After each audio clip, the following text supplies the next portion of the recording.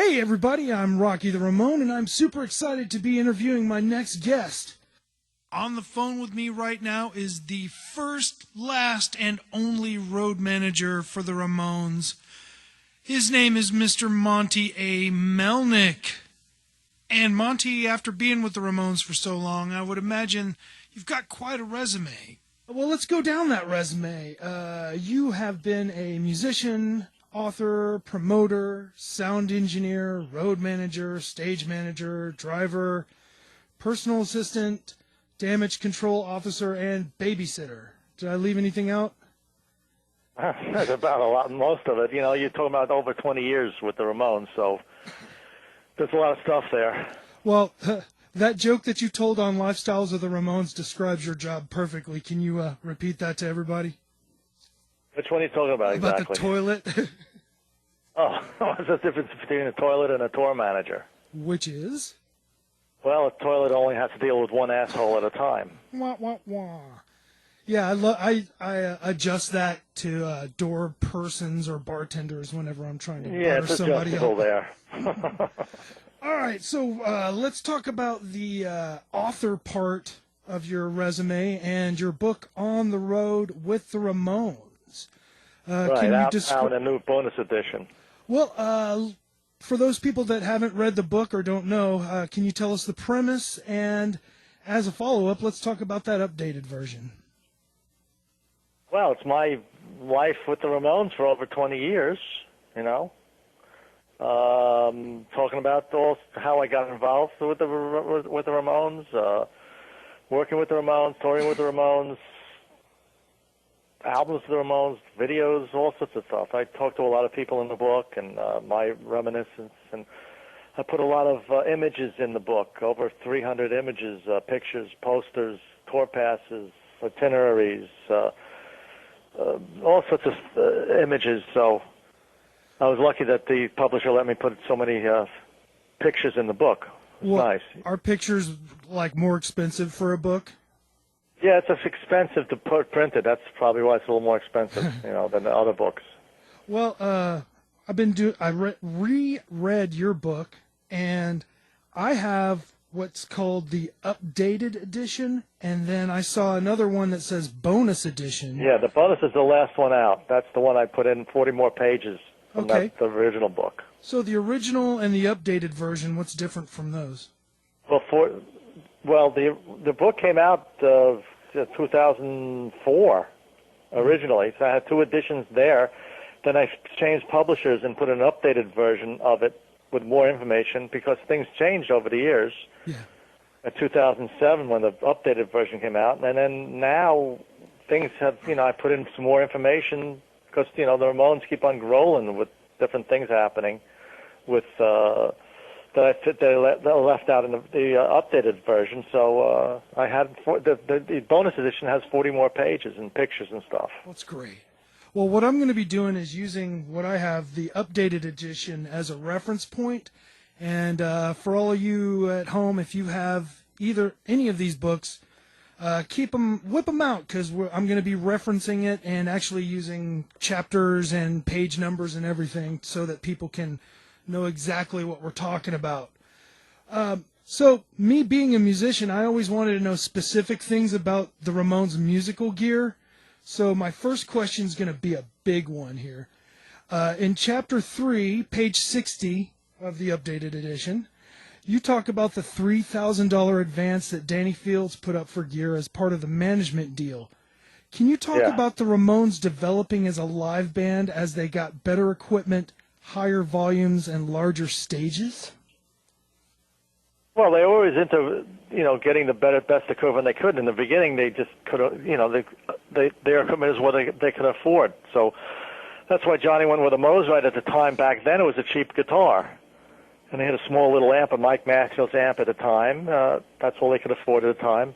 But they really wanted to go high volume, so they were always looking at the Marshalls and Ampegs, which they eventually got enough money to buy, and they went up to full volume, you know. And he stuck with the Mosrites because he liked it was a small neck. It was easy to play, so and they became more expensive over the years because he was using them. Oh, of course. They got more money when they signed to Sire, and then they went to the full stacks, and then they were into sound because they were one of the first groups to buy a PA. Mm-hmm. They wanted, because at that time, they're mid '70s.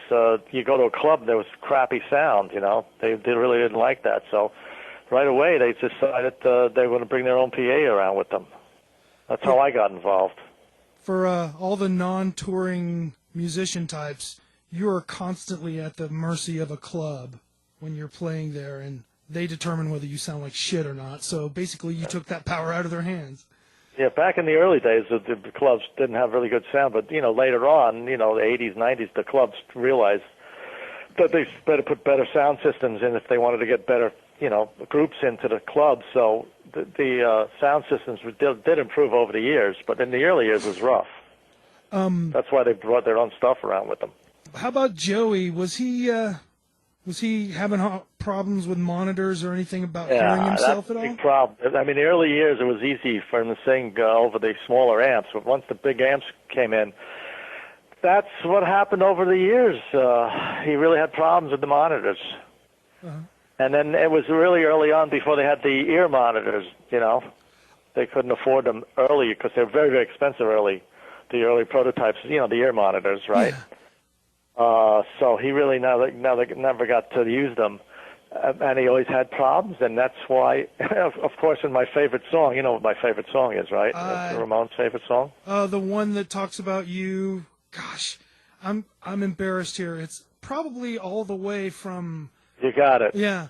End of the century. And he also talks about the Monitor Men. Why are the Monitor Men alive? Exactly. So he talks about me and the Monitor Men in that song because he was having, he was yelling at the Monitor Men. They couldn't really do much because he's standing in front of this wall of sound, and sometimes the monitors are almost as big as the PA, Yeah, if you look at the pictures from It's Alive, it looks like they're basically using PA speakers as monitors. Yeah, they just kept on trying to pump it up for him, poor guy, he had problems. There are live shots of where you see Dee Dee's side, and he has 3 backup basses. Did he really break strings that much that he needed that many basses as a backup? No, not a lot, but he would sweat into the basses, and they would short out. Okay. Later on, they'd put caulking around the pickups. In fact, just recently, one of the last stage basses went up for sale. I think it was for like $70,000, And the reason they knew it was verified because they had caulking around the pickups, because that's one of the reasons they had to do that, because you're sweating so much and it would short out the pickups, So basically you were caulk blocking the sweat. Yeah, around the pickups. So, that's the last stage Fender bass that went for a lot of money, boy. I always thought that Tommy played drums like a producer. So like in your book on chapter 1, page 21, you spoke of Tommy helping you learn the bass. And we've heard about how he also helped everybody else in the band develop their musicianship. Everybody talks about downstrokes and stuff being the most important thing, but not many people address the Ramones drum beat. So I'd like to get a little deeper into that. Yeah, well, Tom was a guitar player. He wasn't a drummer, but he's a great musician. So, I was in groups with him before, if you read the book there. Well, before the Ramones, I was in several groups with him. In fact, I saw him play at Forest Hills High School in a group called the Tangerine Puppets, where Johnny was playing bass. This is 1967, I believe. And Johnny was playing bass, and Tommy was on guitar. And over the years, I became good friends with him, And he said, "Well, why don't I've got this group going. Want to put the group? Why don't you learn the bass?" So I picked up the bass. I picked up pretty quickly. So I was in several bands with him. But he was a guitar player, not a drummer. So initially, when he brought the Ramones together in the performance studios, which Tom and I managed, we built and managed.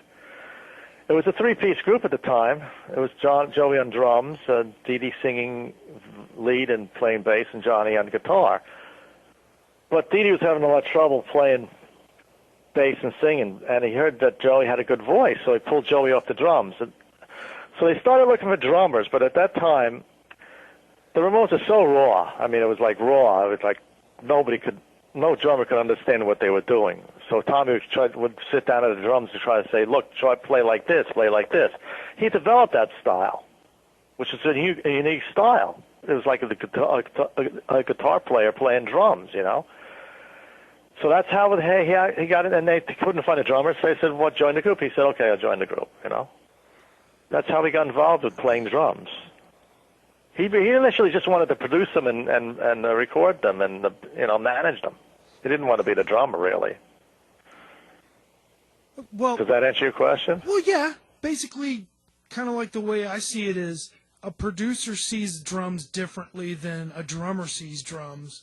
A producer sees drums without all of that ego and flash and everything. And I'm guessing that Tommy was like, if there's too much stray notes, everything else won't fit together because he had all of these really simple things. So I guess what I was trying to explain to the non-musicians, non-drummers, is that it was extremely important for Tommy to have that extremely basic beat, because it would be like somebody talking too much while everybody else is saying just enough. You get where I'm going? Yeah. Oh, yeah. Also, that's what he had to play. He wasn't a drummer, so he played basic. He was just basic stuff, and that fit in perfectly with the Ramones. You know, I mean, it was raw and basic. Now, when Marky came in, he was a great drummer. I mean, he was in Dust, and he was a really good drummer. But it took him a little while. Tommy had to sit down with him for like a month or so and say, look, this is what you got to do. You can't do too much here and too much there. You got to be more basic. So it took Marky a little bit to get back in, to get into group. So the famous thing with Clem Burke, Elvis Ramone, was he didn't have enough time to get into the groove of the Ramones, you know. I mean, eventually he would have fit in, you know. But at the time they threw him into the band really quickly because we had to fill in these shows, you know.